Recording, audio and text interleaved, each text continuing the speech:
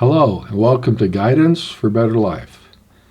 My guest today is going to share a story where he was irritable, a little irritable, and then his heart opened to gratitude and how his view of life changed considerably. He saw things he was totally missing when he was irritable, and life looked so much different and so much better when he learned to be more grateful this particular day. It's a great story, and I hope you'll stay tuned.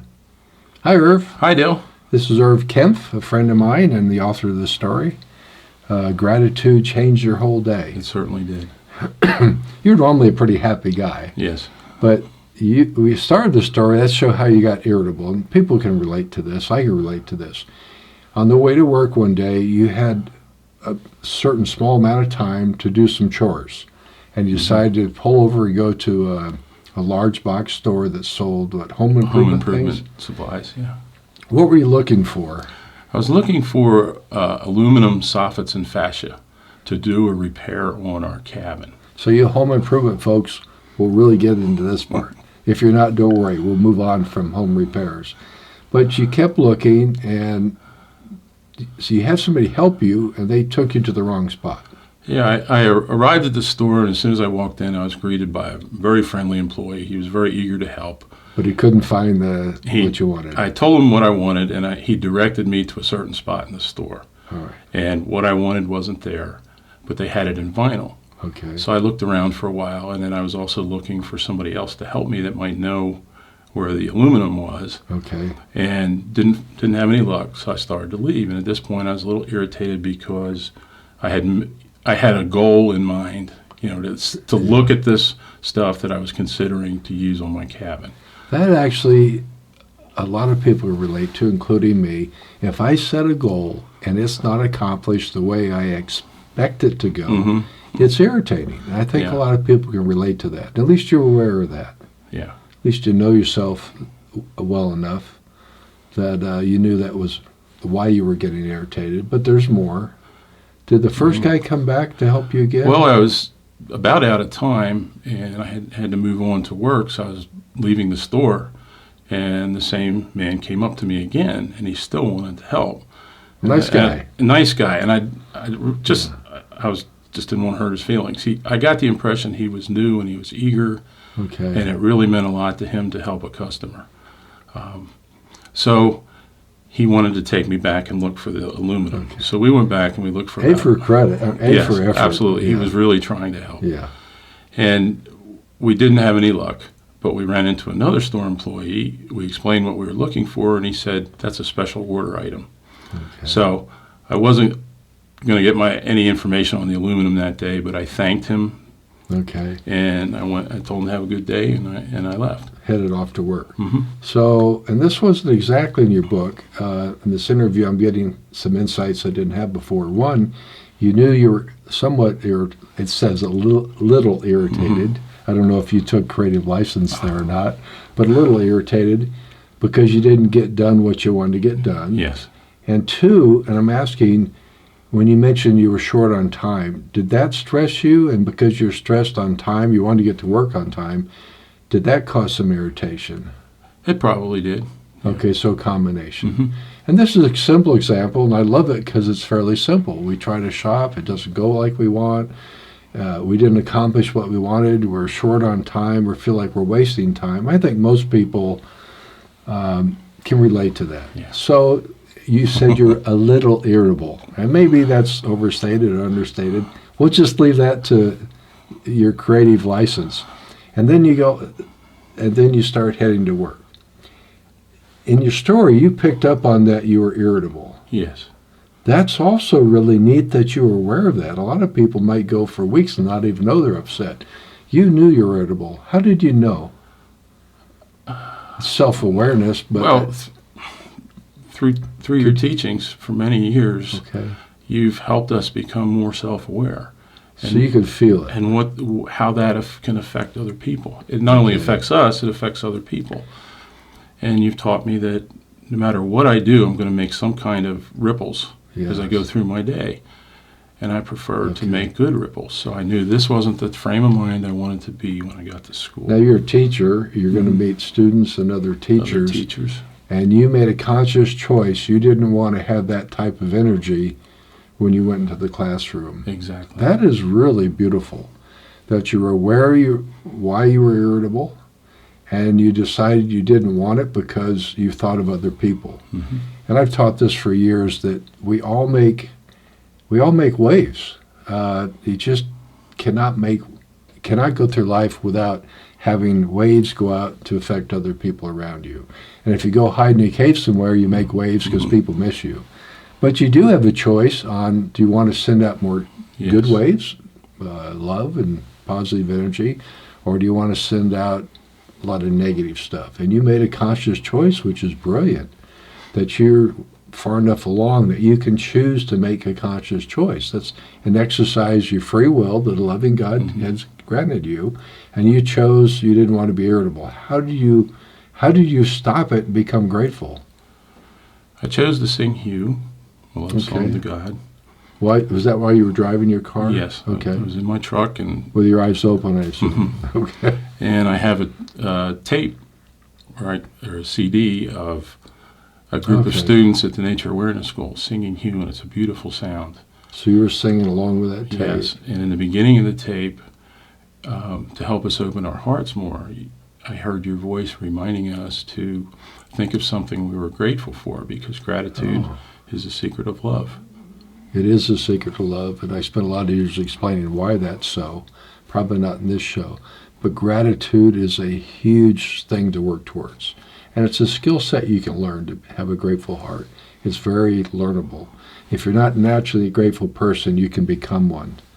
So you were singing Hugh, a love song to God, which opens you up to a higher level and raises you up above the fray usually, plus listening to some of your friends singing it, plus heard me in the beginning of the CD saying something about gratitude. And we often think of something we're grateful for before we sing Hugh. So did that do it? Well, it did. Okay. I'd think of one thing, and that would lead to another, and that would lead to another, and it was just like a chain of things that I was grateful for. When you say think of one thing, so you thought of one thing you were grateful for, and then you think of another thing you're grateful for, and then had a whole list of things. Yes. Okay. It's just like the word I used in the book was like a cascade. It just kept coming. And okay. And you hadn't seen those a minute before, hadn't been thinking about them. No. When I chose to sing Hugh, it helped me see those things. I think it's so beautiful. You were aware that you're irritable, a little, and you knew that you didn't want to go and be around the students that way. You wanted to be different. You want to be different in a better way. And you made a conscious choice to use your free will to change something. Yes. You used the tools you were taught that worked for you. Others could use other tools that work for them. And it changed, in the story, it changed very quickly. It didn't seem to take a long time, because on the way to work, you started noticing the farmers' fields and the mountains in the distance. Yeah, I have a beautiful drive up through a valley and through farmland, and there's mountains in the distance, and instead of seeing the little tunnel of vision right in front of me on the highway, it's like my vision expanded, and I noticed, there's cows over there, and I get to see them every morning. And then behind the cows there were mountains, and there was a mist on the mountains, and it just changed. I just was grateful that I have that drive, because I've had other drives in the past where I had to go through congested areas, and I was just so grateful that that's my drive to work. So there's another thing you're grateful for. Yeah, and it just kept building. And then the job that I had at that time was an answer to a literal prayer to work in that building, and that prayer was answered. And I just thought of all the people that I have come to love in that school, teachers and students, and I started to think of just about gratitude and how much that has changed my life. Yeah. Practicing gratitude daily. It's truly the secret of love. To where it becomes multiple times a day, and it's almost constant now. Wow. And it just changes my outlook. And a better word is transformed. It's just, change doesn't seem strong enough. It seemed like by making the choice to change your energy and focus on things that open your heart, the Hugh love song to God, for example, your entire, I don't want to overstate this, but it seems, and there's other stuff in the book we haven't covered in your story, it seems like your entire perspective did a 180. That's what happened. And instead of focused on just you, you were focused on all these other things on your way to work. And then your list of gratitude just kept growing. Your drive was your drive different than some days? And then you're more excited about work? Maybe you forgot that it was a prayer answered? It got me more back to where I normally am. Okay. Because I had the irritation, and that it was taking away from the way I was looking at the coming day, Okay. and I was aware of that. Wow. I usually am excited to get to work, Okay. and I realize I'm not in that space today. So that little irritation, rush for time, and not getting the home improvement part you need in the store. And people can relate to this. It's not always the big giant things out there. It's these little annoyances, but they add up. They can change your entire perspective. And when you leave the store, they go with you if you don't do something. And that would have been enough. That would have affected my day and my interactions with other people. Your students and might have felt different. And changed their days probably in a negative way. And instead, that's not what happened. So your whole day changed because you made a conscious choice not to be. Is grumpy a good term too, or is that different? What's a little irritable? Is it sort of grumpy, or is it? I'd say it's not quite. It's off. It's not Just quite off. grumpy. I wasn't overall grumpy. Okay, but a little irritated. Yeah. And people relate to the littlest things sometimes have us off. And it's really cool that you're so aware that you didn't want to stay off, but you didn't want to impact all these other folks in any type of negative way. And you went to your tools, you sang the Hue, which is a beautiful love song to God, and it, boom, just almost that quick. It was back to your normal, back to the normal for you. It was within a minute or two. Wow. Yeah. Wow. And my day was completely different, and whatever I passed on to other people was different that day. Wow. If only we all could make conscious choices like that. That's beautiful. Is there anything else you'd like to add? I feel God's love more. I'm more aware Yeah. of the blessings that God sends to me. You said the first thing. We said the blessings, you notice. When you're grateful, it starts snowballing, see other blessings. But you said something very important to me. I want to ask if I heard you right. Are you more receptive and more perceptive to God's love in your life? Yes. I have. It's like more perceptive. Like when I noticed the cows and the mountains and the mist. That would be an example. Do you feel those are blessings of God? Yes. To have that drive to work, and the work itself is an answer to a prayer.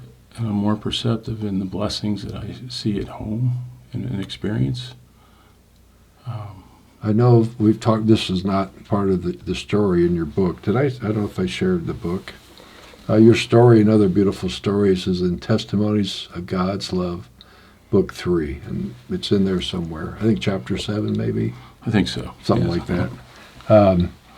What was the title of your story in the book? Gratitude transformed my day. Gratitude, that pretty much spells it out. Gratitude literally transform your day. And we can almost add to a subtitle and maybe a little bit of everybody you bumped into that day and interacted with. So. And when you have one day that's transformed and another and another and another, your whole life becomes transformed. That's a good point. That's not in your story either. When you were years ago, do you feel you were as grateful? You probably had blessings in your life, but did you recognize them like you do now? Not at all. Was your life, without going back, we want to stick to this story somewhat, but you got me thinking. That's how you live now, but I don't think you always lived that way, where gratitude was a way of life for you. Life is so much sweeter. I'm so much more aware of how much God loves me. And actually, that's not even accurate. I'm more aware of. I don't think I can perceive how much He really loves me. But more aware. But I'm so much more aware of it. And that's obviously makes your life richer, I'm sure. So, do you feel for the folks watching, can they, if they're a little irritable all the time, you learned to have an attitude of gratitude. It's a skill you've learned that's blessed you greatly. Yes. Do you feel anybody can learn that if they truly want to? Yes, they can. And develop an attitude of gratitude. It's very doable. Is there anything else you'd like to share, Irv? if they make the choice to develop an attitude of gratitude, they could ask for divine help to do that. Yes, that's because right. I got so much help. That's a good point. We're not down here alone. There's No. always help, and you can pray, and however people pray, you can pray and ask, say, I'm a little irritable or grumpy, and I don't want to live like that. And you feel you were heard, My prayer was heard. and you feel you Yes. got help. Was it like one big time or over a period of time help? It's been a process over years. Okay. Well, thank you, Irv. This is a topic very dear to me, gratitude. It's something everybody can learn. It makes such a difference. And it's actually pretty easy. It makes such a difference. No matter what path you're walking on, if you believe in God, you don't believe in God, whatever the deal is out there for you, it will benefit you to learn to be more grateful. And if you don't believe in God, I guess you can do it yourself. If you believe in God, you can ask for help. You will receive help like Irv shared. If you learn to be grateful in life and develop an attitude of gratitude, which is very doable, it literally changes your perception in life. And it's a joy to walk through life grateful. So I hope today's show blessed you, and thank you, Irv, for sharing your story. Thank you for having me here today. And thank you for watching.